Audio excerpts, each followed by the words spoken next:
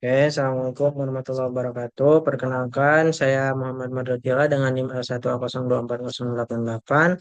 Di sini saya akan menganalisis suatu data dengan menggunakan analisis PCA untuk memenuhi UAS statistika. Nah, bahwa di video sebelumnya telah disinggung bahwasannya analisis PCA itu merupakan metode statistik untuk mereduksi dimensi data dan mengidentifikasi pola atau struktur tersembunyi dari sekumpulan variabel.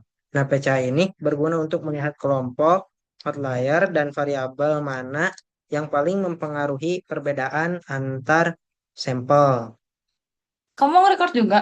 Di sini, di sini sudah ada data yang telah diberikan di Excel. Yang pertama-tama kita di copy dulu, lalu kita masuk ke aplikasi PAS. Nah, di PAS, tampilan awalnya seperti ini, ininya kosong. Nah, kita checklist aja row atribut dan kolom atribut. Nah, lalu kita kopian tadi yang dari Excel tuh masuk ke dalam PAS.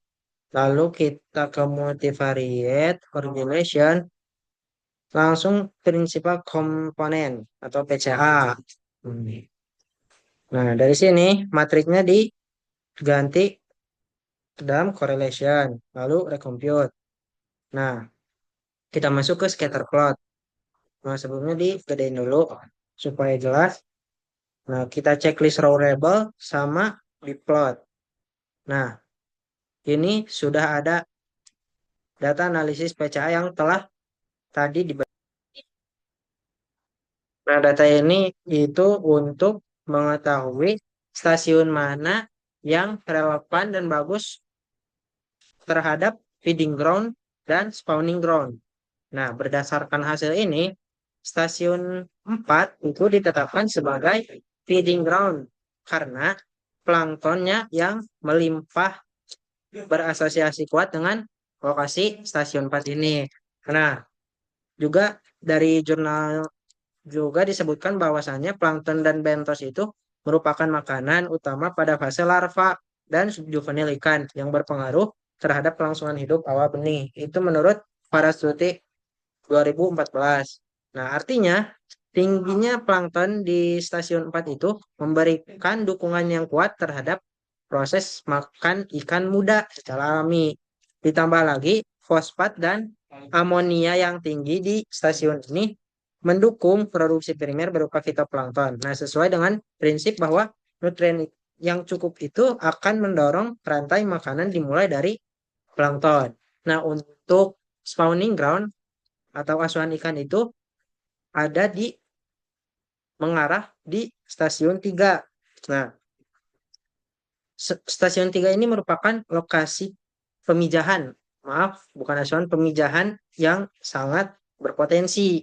Nah, ditunjukkan oleh vektor larva ikan yang dekat ke stasiun 3. Nah, menurut jurnal Parasuti 2014 juga mengatakan bahwa kelangsungan hidup larva hingga 12 hari itu tertinggi terjadi pada perlakuan terbaik dengan dukungan lingkungan yang optimal. Nah, dengan amonia yang rendah, DO yang tinggi, dan lingkungan yang stabil, larva itu dapat tumbuh dan bertahan hidup secara maksimal di stasiun yang ketiga, yang menandakan proses pemijahan berlangsung alami dan berhasil.